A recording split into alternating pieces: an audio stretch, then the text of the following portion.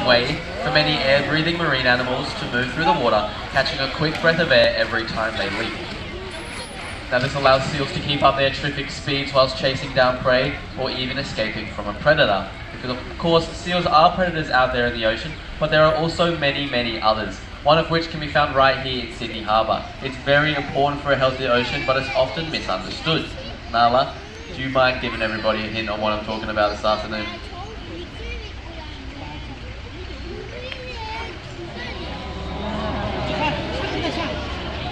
Shout it out if you know what that is. A shark.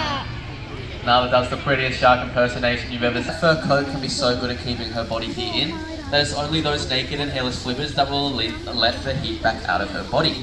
So on a hot summer's day, if Nala ever wants to cool herself down, what she'll do is stick one of those flippers out of the water, catch a cool sea breeze and cool down her entire body. So strong that they can support that entire body weight.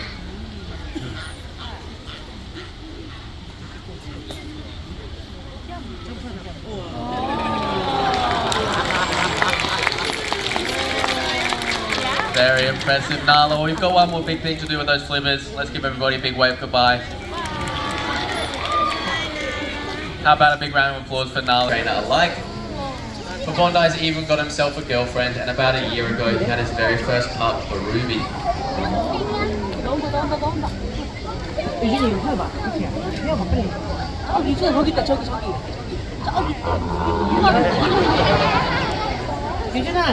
We're now out on the box today. Bondi's going to be doing some husbandry behaviours, and it's a way of getting Bondi to just be comfortable in new areas, showing these husbandry behaviours with different people. Now husbandry is something that all of our keepers do with all of our animals every single morning before our guests come into the zoo. And it's a way of getting our animals to participate in their own daily health care.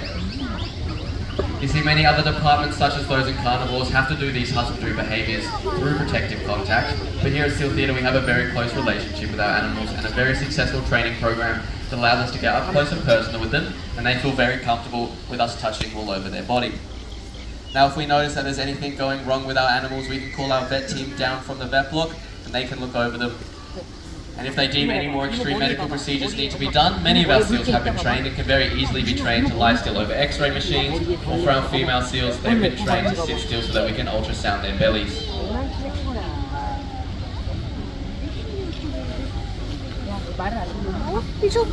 Well, I think all of you at Bondi have done a fantastic job. Why don't you give yourself and Bondi a big round of applause. Bit of a show off there, boss, but that's alright. And they pick up on all of their behaviours very quickly. Pepper being 13, he knows almost every single behaviour that we teach at Seal Theatre. So every day is a brand new challenge to make sure that Pepper has a happy and well-enriched life here at Taronga Zoo. Now at the moment, Pepper is learning a corkscrew behaviour. Looks a little bit like that. And this is just a very high energy behaviour so that we can make sure that Pepper's using all of that energy he gets from the large amount of fish that he eats every single day. Now this is a pretty new behaviour, that's why Jake has that target pole in his hand. Let's see if Pepper can get it. Now that target pole is a very important part of training our seals. When our seals first come into Taronga Zoo or are firstborn, we'll teach them a target, and it's getting them to touch their nose on the palm of our hands. This means when moving our seals around the stage whilst teaching them new behaviours, we can use the target so the seal knows exactly where they need to stand. However, when training behaviours in the middle of the water,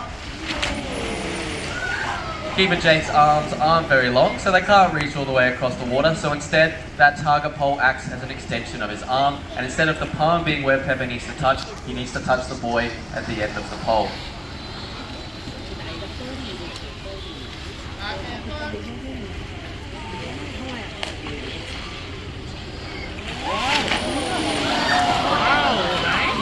That's a discretion. Now you might also be able to hear that whistle that Jake is blowing every time Pepper exhibits the behaviour he's looking for, and this is something that we call a bridge. Every time the seal exhibits a step towards the behaviour we're looking for, we blow that whistle, and the seal knows that their reward is happening, and whenever the time of that whistle was blown is exactly what we were looking for.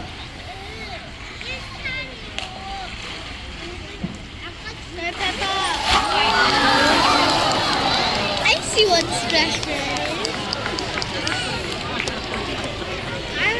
Pepper's a big boy, he can move lots of water, so sorry about the splash, everybody.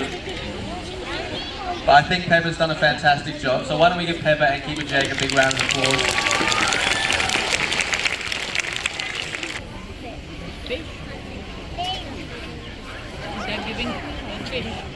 Now Abel's one of our rescued seals as well. He was found on Kurnell Beach after being attacked by a cookie cutter shark.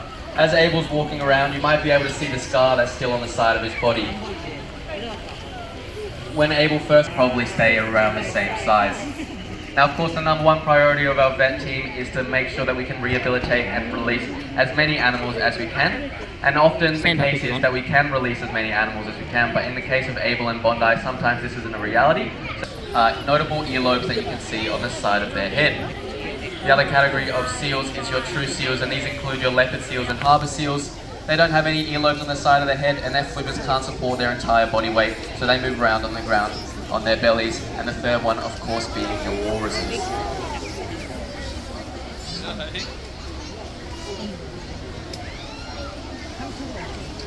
There you go.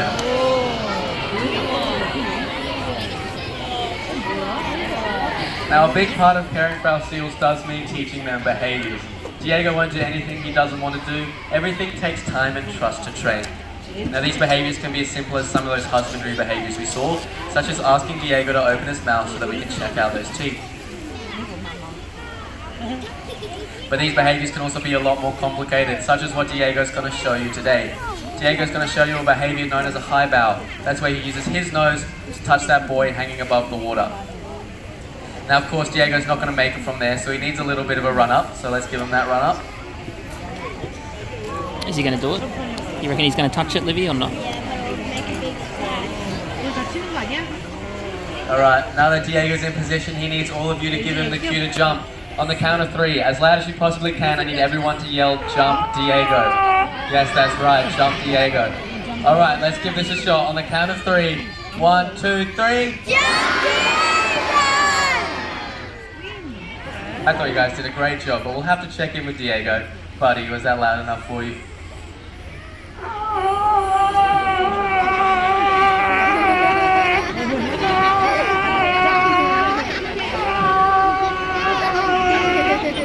He said no.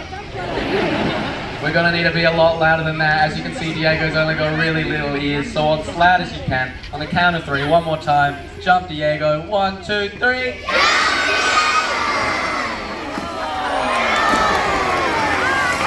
What a jump from Diego, a little bit of a shout for our front row.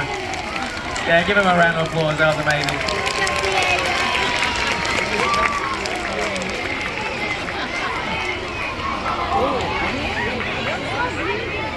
Now to move like that through the water, seals like Diego have to eat a lot of fish. At the moment, Diego's eating up to 13 kilograms of fish every single day.